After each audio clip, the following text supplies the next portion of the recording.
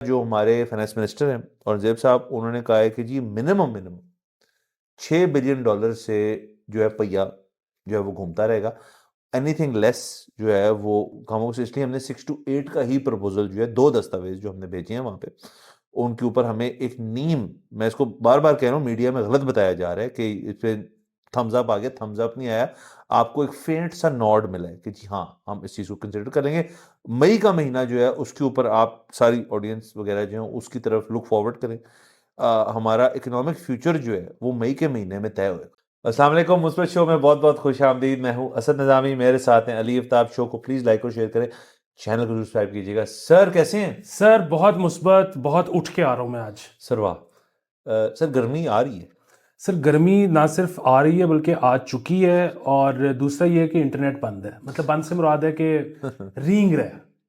Sir वो असल में उसकी 2-3 वजूहत हैं। एक तो ये है कि वो जो आपकी आईएसपी इंटरनेट सर्विस प्रोवाइडर्स हैं वो एक टेक्स्ट मैसेज भेजते हैं कि जी फाइबर जो है वो फलानी जगह में ना उसके अंदर कोई डैमेज आ गया है, को मच्छी बच गई उसको, और इसलिए इंटरनेट डाउन है। ये सब झूठ है। असल में इंटरनेट बंदिश की वजह और स्लो होने की वजह ये है कि बाई इलेक्शंस ढेर सारे हो रहे हैं पंजाब में, और उनके बायस इन्होंने फिर से ये मोबाइल फ़ोन्स और ये जो इंटरनेट सर्विसेज हैं इनको बंद करने की तजवीज़ पेश की है। तो मेरा अपना ख्याल है ये उसका ट्रायल रन जो है ना वो चल रहा है आजकल, और इसी वजह से ये फ़ोन्स और बाकी चीज़ों के इंटरनेट जो है उसकी थोड़ी आपको स्लो स्पीड जो है महसूस हो रही है। बिल्कुल। और इस पे मैं आपको वजीर मुमलिकत आईटी जो है सर उनका आपको मैं बयान, सर कौन है? शिजा फातिमा साहिबा, अच्छा। तो उन्होंने कहा है कि इंटरनेट बंद करने से फर्क इतना कोई नहीं पड़ता, वावेला ज्यादा मच जाता है। आ, तो इस फर्क कोई हम नहीं पड़ता। फर्क कोई नहीं पड़ता। आईटी सेक्टर सर हमारा महफूज हाथों में है। शिजा फातिमा साहिब सर वाह। सर आपने ये जो ये वाली बात है सर, ये वो नहीं है खातून जो कि, सॉरी मैं फ़ोन पे एक अपनी खबर ही निकाल रहा हूँ, जो कि ख्वाजा आसिफ साहब की कोई रिश्तेदार भी लगती मेरे है? ख्याल में वही है। ये वही है सर। चलें सर, अगर हम बात कर ही रहे हैं तो मैं थोड़ा विक्ट्री लैप लेना चाहता हूँ, और मैं अपनी तमाम ऑडियंस को बताना चाहता हूँ कि मेरी एक प्रोडिक्शन थी, वो आधी नहीं, आधी से थोड़ी ज़्यादा सच होगी। मैं पढ़ देता हूँ बिल्कुल जो जो प्लीज। खबर है कि ट्विटर एक्स जो है उसने बेसिकली ये जुमेरात के दिन जो है उन्होंने ये कहा जी कि हम जो वो लिएजॉन करेंगे पाकिस्तानी हुकूमत के साथ to understand its concerns, and after authorities instituted an ongoing 2 month ban, the platform formerly known as Twitter has been not accessible, and they will now investigate into what the issue is. Sir मैंने sir कहा था आपके show के ऊपर ही कि जी के होगा eventually यही कि प्रेशर पड़ेगा और इनको ठीक करना नहीं आ रहा है इसको, या ये बंद रखना चाहते हैं इसको। और सिक्योरिटी कंसर्न्स जो थे वो पीटीए की तरफ से बयान आया था आज से कुछ हफ्ते पहले कि जी कुछ सिक्योरिटी कंसर्न्स है, तस्लीम उन्होंने किया। अब ट्विटर जो है, पेरेंट कंपनी जो है उनकी, वो इस चीज़ को कह रही कि हम आपकी मदद कर देते हैं, हम आके ऑन कर देते हैं। सर दो चीज़ें हो सकती हैं, या तो वाकई में वो वाली थ्योरी हमारी मलिक साहब की करेक्ट है कि इनसे ऑन नहीं हो रहा और अब एक बंदा आएगा जो मैंने कहा था, या दूसरा ये है इन्होंने वैसे ही थोड़ा अवाम को पैसिफाई करने के लिए इन्होंने कहा है जी कि हमने देखें जी, हमने तो इलॉन मस्क तक हम चले गए और हम ठीक कराने लगे हैं आपके लिए ट्विटर कि हमारे सिक्योरिटी कंसर्न्स वो कर लें। सर वो करेंगे हमारे सिक्योरिटी कंसर्न, वो कहेंगे तुसी कौन हो, मतलब आप कौन है कि हम पाकिस्तान के लिए कोई बुटीक किस्म का, हम नीश एक किस्म का बनाए ट्विटर या एक्स जो कहते हैं उसको। सर इनसे ठीक नहीं हो रहा। सर वो जो बंदा है जिसकी मैं फिर से डिफाइन कर देता हूँ, एक मोटा सा शख्स है जिसने ऐनक पहनी हुई है, निकर पहनी हुई है, फ्लिप फ्लॉप्स में वो उतरेगा यहाँ पे छोटी सी बैगी के साथ, और उसने 3 मिनट में आपका ट्विटर ऑन कर देना है, और उसकी फीस मैं अभी बता रहा हूँ $20,000 से $25,000 है 3 मिनट की। ये होने लगा है, ये खबर आ गई। अब आगे आप बता दें ऑडियंस को, आप जैसे सुनना चाहते सर ये मैं जो है बिल्कुल आपको खराज तहसीन पेश हैं। करता सर हूँ कि थैंक यू। आपकी प्रेडिक्शन ठीक साबित हुई। सिर्फ इसमें जो एक वाहिद बुनियादी जो है ना, हम आपको पता है कि हर वक्त उसका शिकार रहते हैं। एक क्या कहते हैं, सिचुएशन होती है कि इसमें आप भी विक्ट्री लैप ले रहे हैं सर और सरकार भी विक्ट्री लैप ले रही सर है। वाह। और सरकार विक्ट्री लैप इस तरह से ले रही है कि वो इसको इंटरप्रेट कर रही है कि देखा हम उनको नीज पे ले आए हैं, वाह वाह वाह। कि वो अब कह रहे हैं कि जो हमारे कंसर्न्स हैं वो बड़े वैलिड हैं, वो हमारे कंसर्न्स ठीक करेंगे। हालांकि ऐसी कोई कोई चीज बात नहीं नहीं है, है। वो एग्जैक्टली वही करने आ रहे हैं जो आपने कहा है। और सर देखें, इसको ना समझने के लिए एक बहुत बुनियादी चीज है। देखें, दुनिया में दो लोग लोगों का आपस में इंटरेक्शन जो है वो किसी भी चीज की वजह से हो, वो कहलाता है रिलेशनशिप। ठीक है, मतलब वो आपका और कॉलीग के दरमियान है, आपका दोस्त के दरमियान है, गर्लफ्रेंड बॉयफ्रेंड के दरमियान है, मियाँ बीवी के दरमियान है, कुत्ते के साथ कुत्ते के साथ है, वो दो ऑर्गेनाइजेशंस का है, वो दो मुमालिक का है, कुछ भी है, वो एक रिलेशनशिप है। अच्छा, रिलेशनशिप में क्या होता है कि आपको मेरी 10 बातें अच्छी नहीं लगती होंगी, मुझे भी आपकी 5 बातों से इख्तलाफ होगा, ठीक है, लेकिन हम मामला चलाए रखते हैं।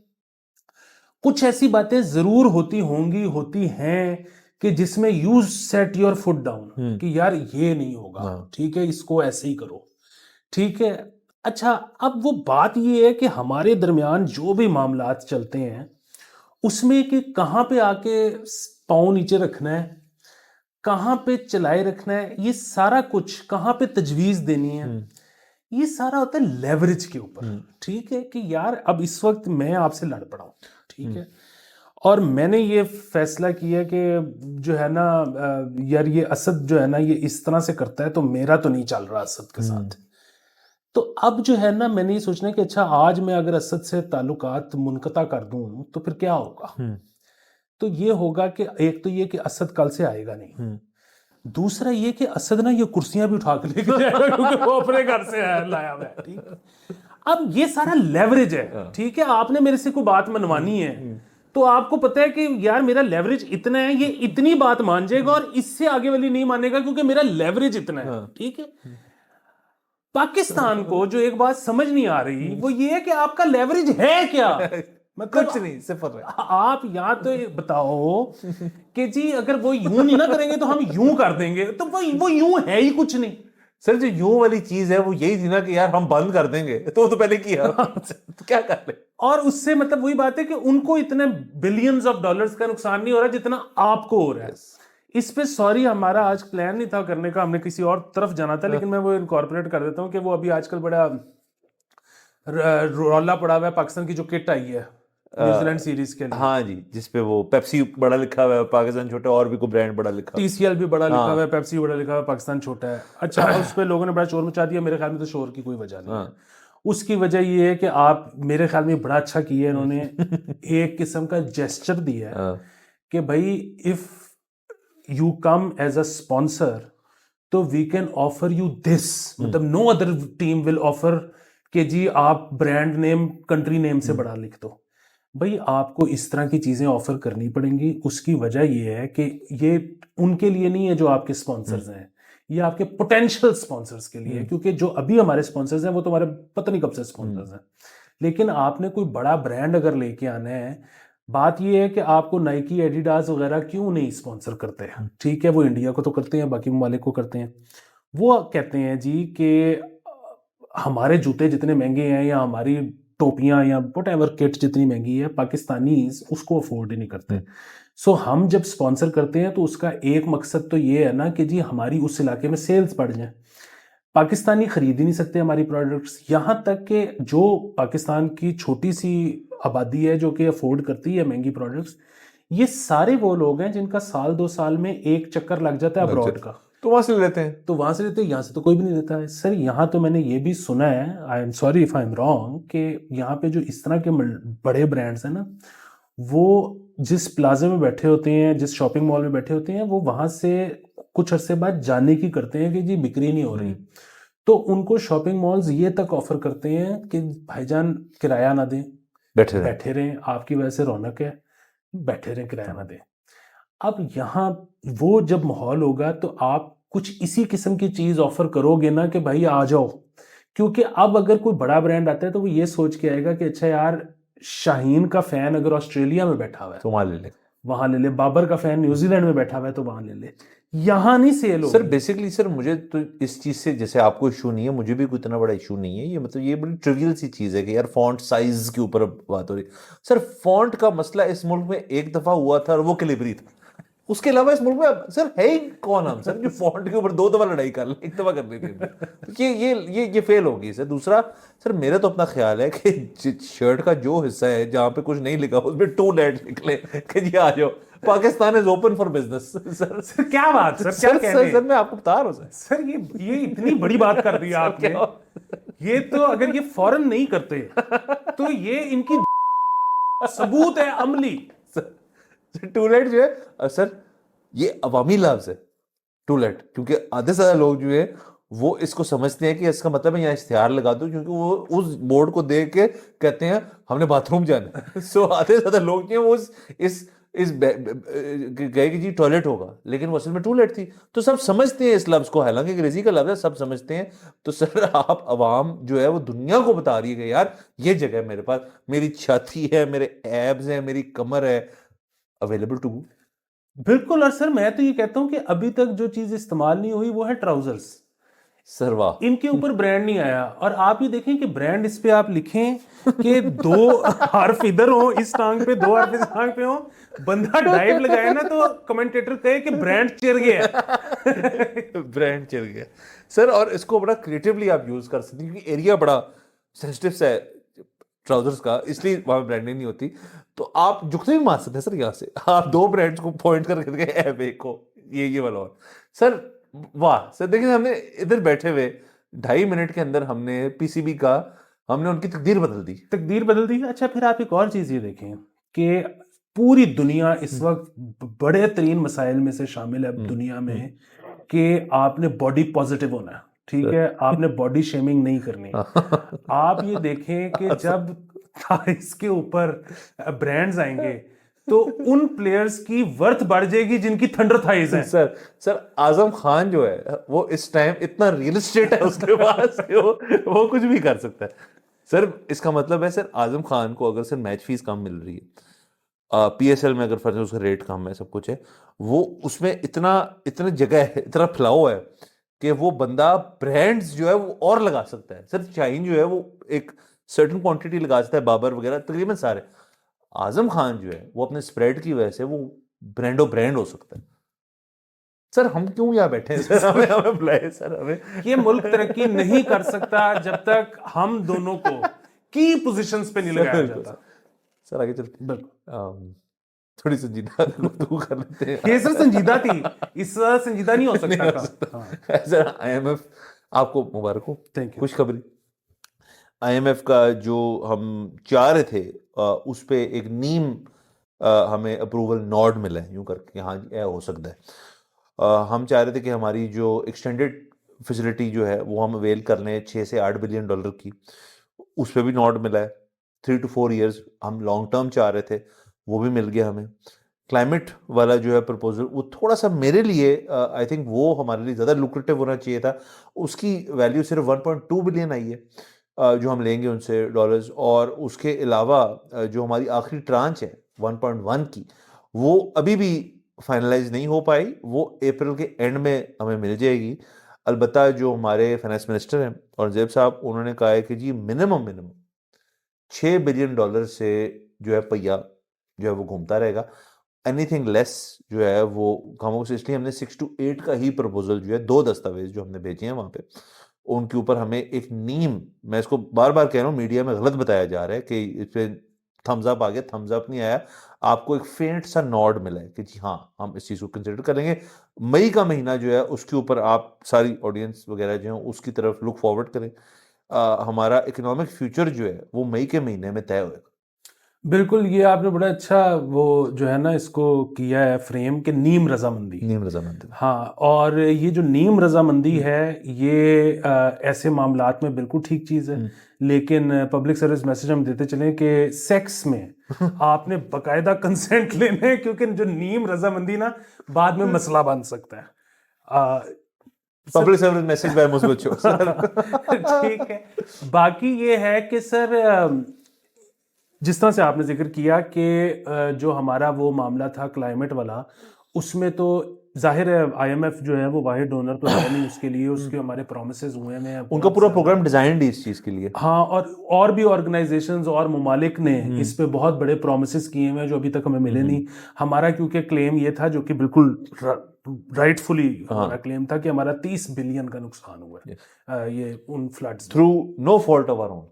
हम उस चीज में हमारा कंट्रीब्यूटिंग फैक्टर शायद 1% भी नहीं था। बिल्कुल। और हमारा कार्बन फुटप्रिंट उतना नहीं है जितना हमें नुकसानात का सामना करना पड़ता है और करना पड़ेगा आगे भी यस इस क्लाइमेट चेंज के नतीजे में। और ये दुनिया को हमें इस तरफ देखना चाहिए।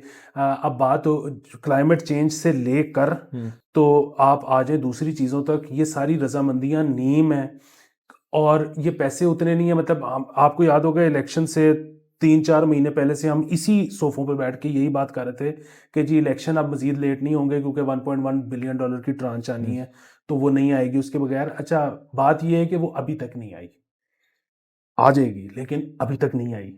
सो दुनिया जो है ना वो हमें बेयर मिनिमम पे वेंटिलेटर पे जिंदा रखे है। सर और वो हमें ज़्यादा क्यों पैसे नहीं देना चाहते, क्योंकि उनको ये अब लगना शुरू हो गया है कि यार ये तो जिस तरह इन्होंने पिछले पैसे उड़ाए हैं ये पैसे भी उड़ा देंगे, ये ठीक तो होना ही नहीं चाहते। क्योंकि हम कोई ऐसी चीज़ें करेंगे जिनसे उनको लगेगा कि ये अब ठीक होना चाह रहे हैं तो फिर वो हमें और पैसे भी दे देंगे। अभी तक हमें उनको ऐसे कोई आसार ही नहीं मिलते। हम पिछले एपिसोड में जिक्र कर रहे थे कि हमने मतलब चाइना के जो सी पैक प्रोजेक्ट्स हैं जिनमें पावर प्लांट्स शामिल हैं उनके कैपेसिटी चार्जेस जो हम लोगों से कलेक्ट कर रहे हैं वो भी आगे नहीं पे किए हुए। ठीक है। अच्छा, अभी यहाँ से टेलेनॉर गया है। टेलेनॉर जो है वो बड़े मतलब जिनका मैंने पढ़ा है जिनको भी, उनके मुताबिक तो वो कम पैसों में बेच के चला गया। इन द फर्स्ट प्लेस बेचने की जरूरत क्या पेश आई? वो यही थी कि जी जब वो अपने प्रॉफिट्स बाहर निकालने की कोशिश करते हैं तो यहाँ पे बड़ी तंगी होती है।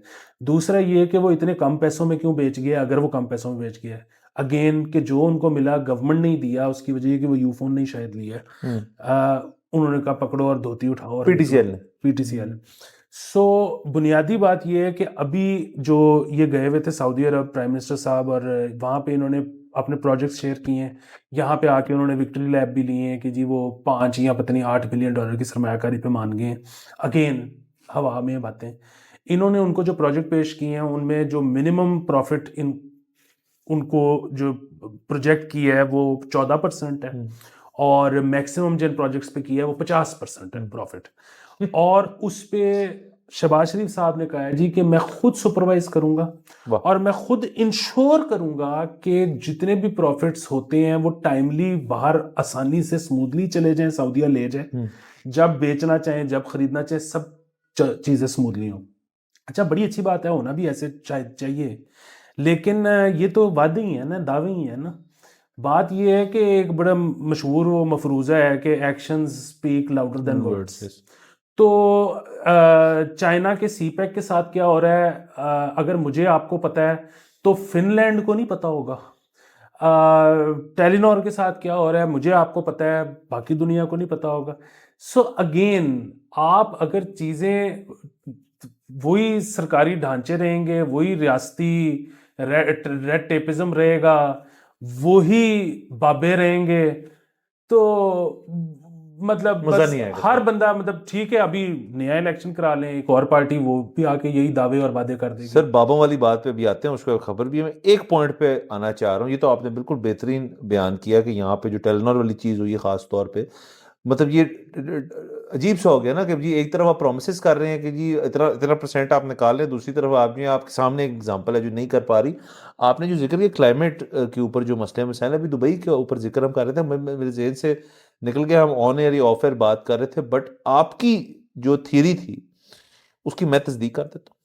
मैं बाकायदा तौर पे कंफर्म करके आया हूँ इस बात को कि दुबई के अंदर जो ये बारिशों और क्लाइमेट के मसाइल हैं, इसकी वाहिद वजह जो है वो बारिशें नहीं है, मसनूई बारिश जो है वो है।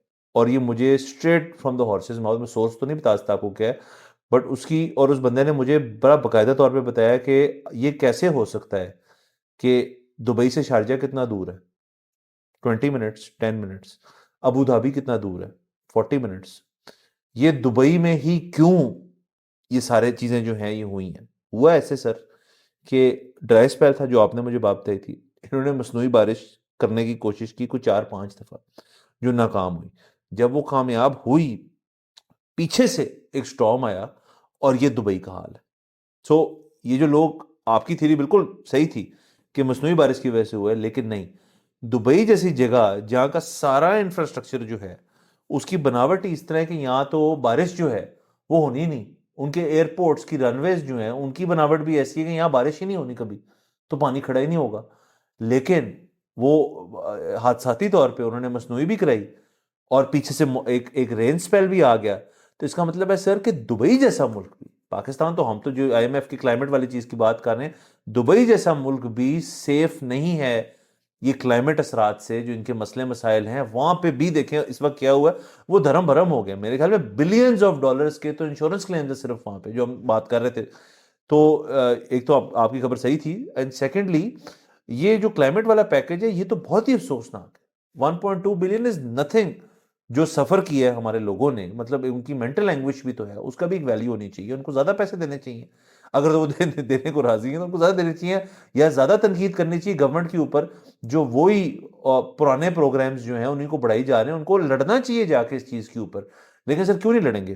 क्योंकि ये सीरियसली इशू ही नहीं है पाकिस्तान के अंदर।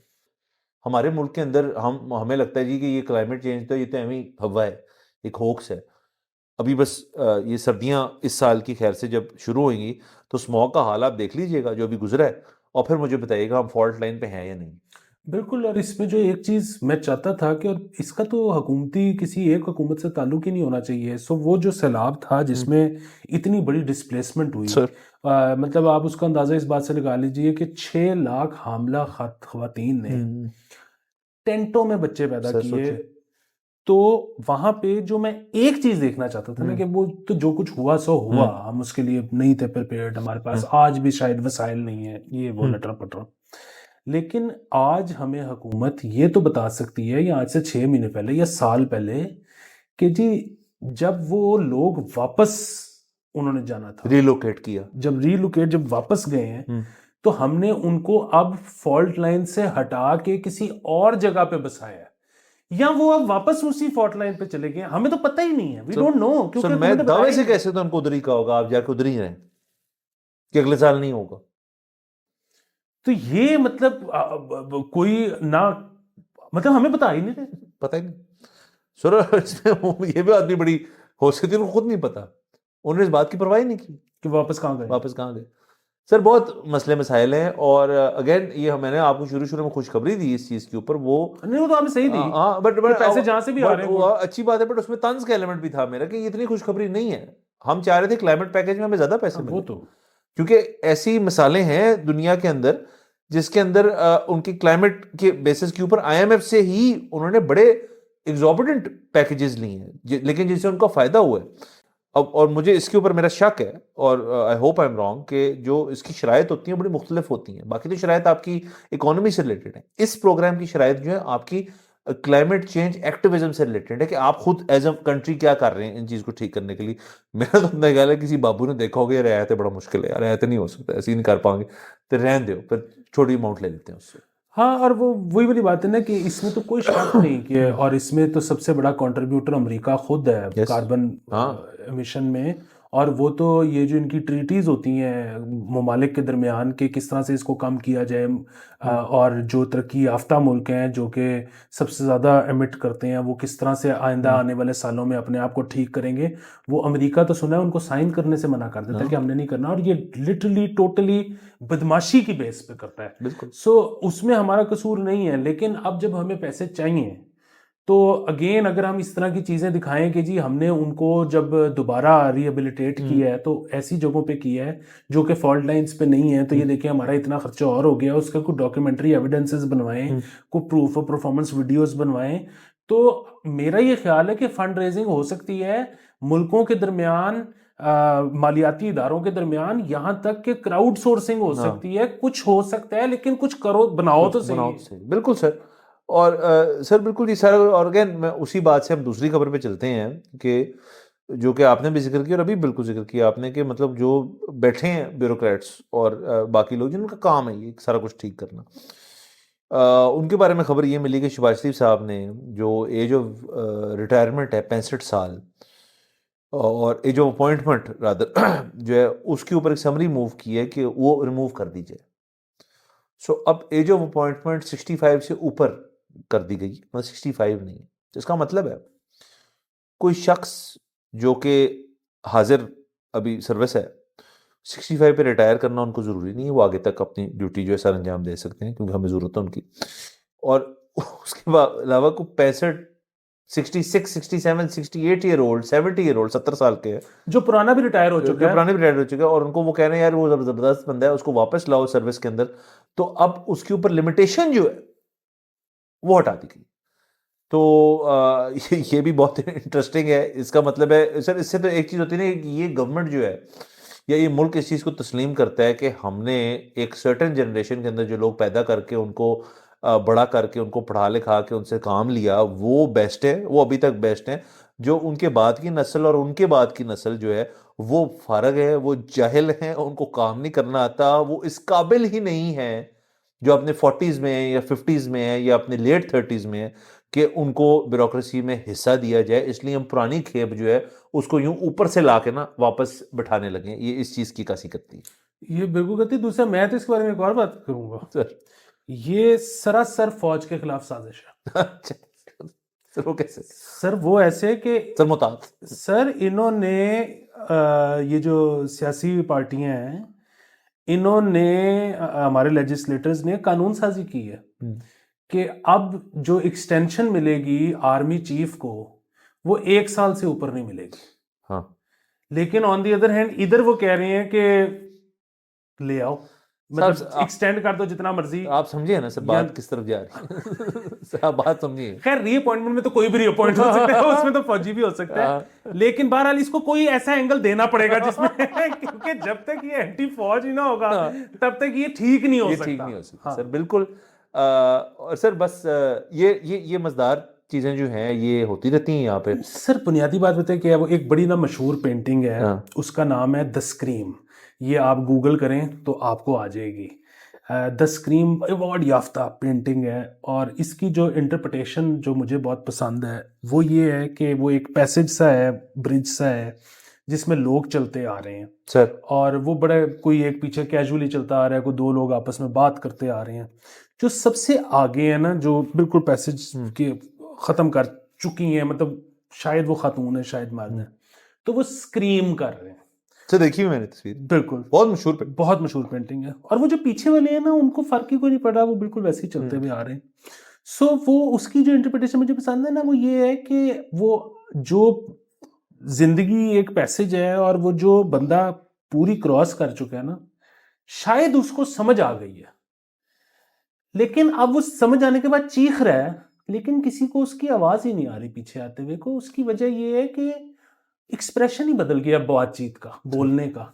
सो एक तो वैसे तो खैर ये जाहिर है हमारे जो बाबूज हैं ये मतलब वैसे तो जाहिल ही होते हैं, लेकिन सॉरी, लेकिन अगर ये कोई बहुत शानदार लोग हैं भी तो एक खास उम्र के बाद ये जो करेंगे ना उसकी किसी को समझ इसीलिए नहीं आएगी क्योंकि भाई एक्सप्रेशन बदल गया है, हर चीज बदल गई है। ये यहाँ पे एक बहुत बड़ा मसला है।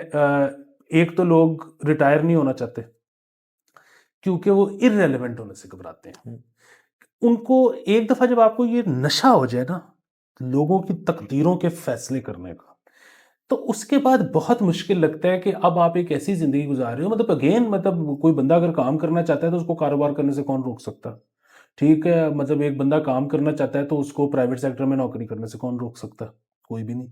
लेकिन वो उसको उन चीजों से किक ही नहीं मिल रही, या वो इस काबिल ही नहीं है कि वो ये करे। वो चाहता है फिर वापस उस जगह पे आना जहां पे एक तो काबिलियत मैटर नहीं करती, दूसरा जहां पे वो लोगों की तकदीरों के फैसले करे।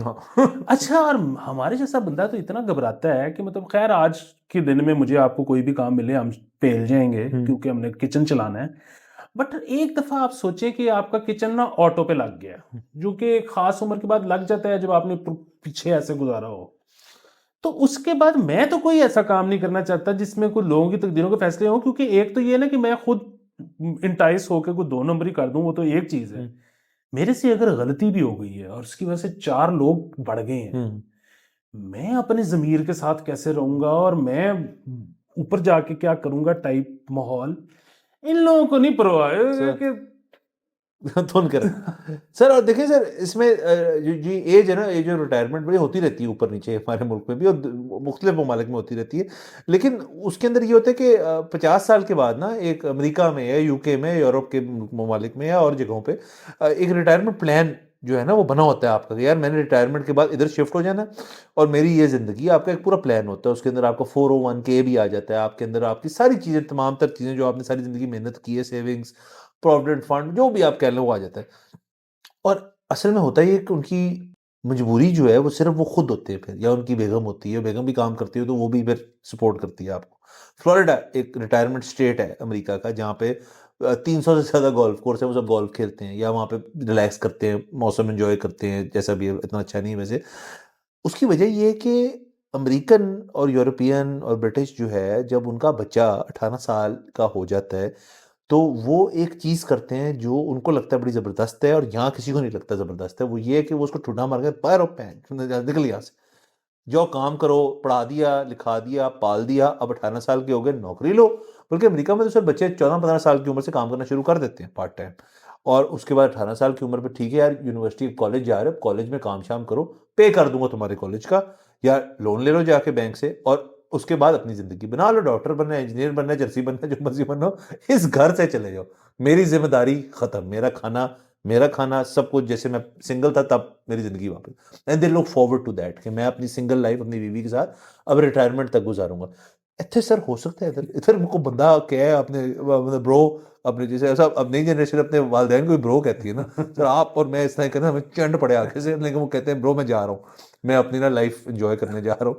तो सर हो सकता है यहाँ पे सवाल ही नहीं पैदा होता है, यहाँ पे वो कहेंगे यार कि तू ऐसे ही रहना है, और जब तक मैं नहीं कहूँगा तुम इस घर से जाओगे नहीं। तो इसलिए यहाँ पे एक सिस्टम इस किस्म का है कि आपकी जब शादी भी होती है तो आप उसी घर में रहते हैं, आपके बच्चे भी होते हैं उसी घर में रहते हैं, आपकी फैमिली बहुत बढ़ जाए जब, तो फिर आप और इस काबिल आप हो जाएं, तो फिर आप पेरेंट्स को, ये भी खूबसूरती है हमारे सिस्टम की, कि आप फिर पेरेंट्स को रखते हैं अपने साथ, और उल्टा हो जाता है वो खूबसूरती, लेकिन वो हर बंदे के साथ होती ही नहीं।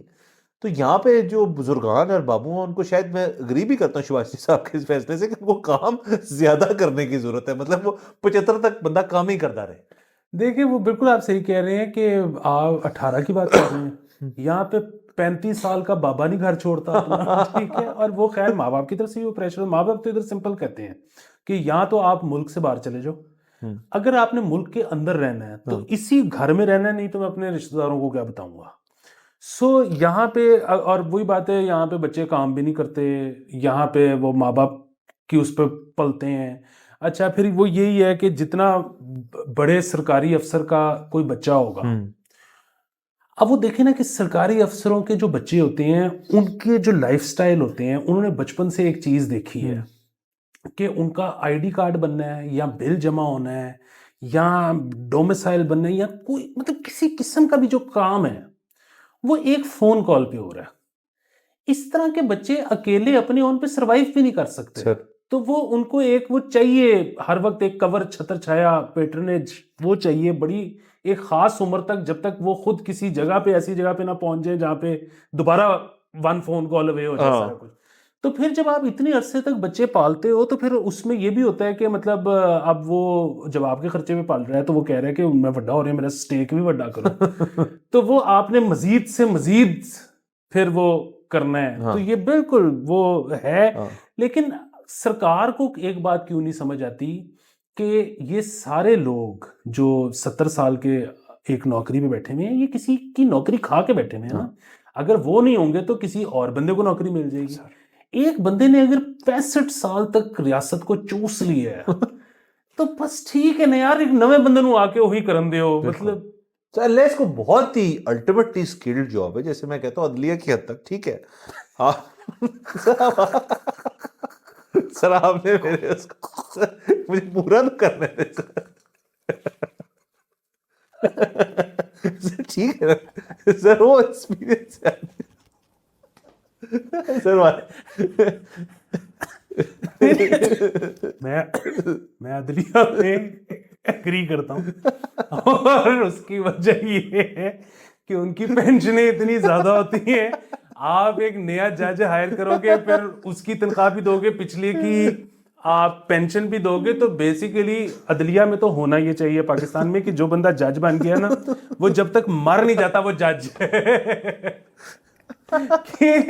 बट ठीक है ना यार, तनख्वाह दो या जज या पेंशन तो दोनों क्यों करना है? सर मरते दम तक जज, या फिर वो तंग आ जाए और खत लिख दे, जैसे अभी लिख कर उन्होंने खत लिखना शुरू कर दिए कि मसले बड़े बढ़ गए हैं। तो सर बहरहाल सर, बाकी सर ये सरकारी नौम तो मजाक अपनी जगह, हम तो ये मानते हैं कि ये सरकारी जो हमारे लोग हैं, जो ये हमारे लिए काम करते हैं, इनसे सर बेस्ट कोई नहीं ना सही टॉप पे और अब ये 75 साल तक टॉप पे रहेंगे। हाँ खैर चल रहा, इनको जिंदगी दे बिल्कुल। और रिटायरमेंट एज पावे 85 कर दो तुझे को मसले वाली बात है सर। इस पॉइंट में मेरे ख्याल में इजाजत लेते हैं और अगले एपिसोड में आपसे फिर मुलाकात होगी। खुदा हाफिज।